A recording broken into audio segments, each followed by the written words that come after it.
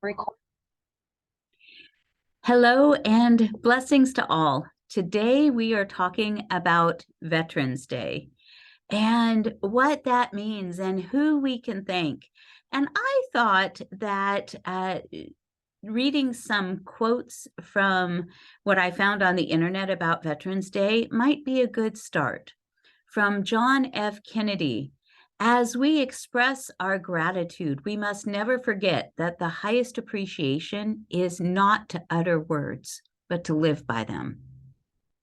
I think that that's exactly what our veterans have done. They believe so much in the freedom of our nation, the freedom that they fought for.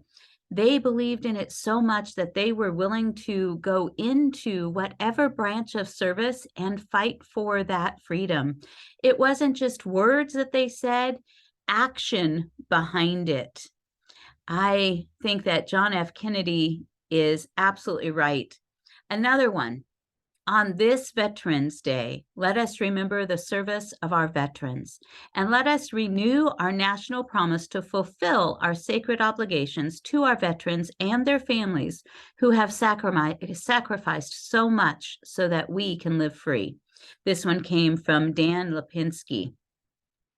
We definitely do not want to forget our veterans. Not that long ago, I heard from someone in a different state that said that they had started becoming a volunteer for an organization that includes honoring our veterans and assisting them with whether it is struggles with medical issues or struggles with homelessness or with financial loss or medical loss or personal loss, celebrating joys with them.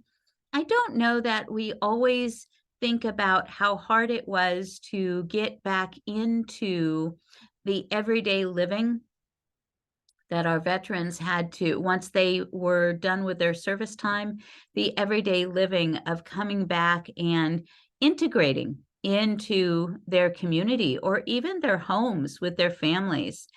And I don't know that our veterans realized when they signed up for military service and for fighting for freedom that it meant that adjustment down the road. Of course, now, if we give it any thought, we understand that when people sign up to go into the military, if there are any conflicts at all, they may have to re-engage with their families in a whole different way, not only for what they went through while being in active service, but what their families went through with living without their partner or their sibling or their son or their daughter or their husband or their wife. So for all families who have either been in the military or supported military, this day is for you. Another quote: how important is it for us to recognize and celebrate our heroes and sheroes? So heroes and sheroes. That's by Maya Angelou.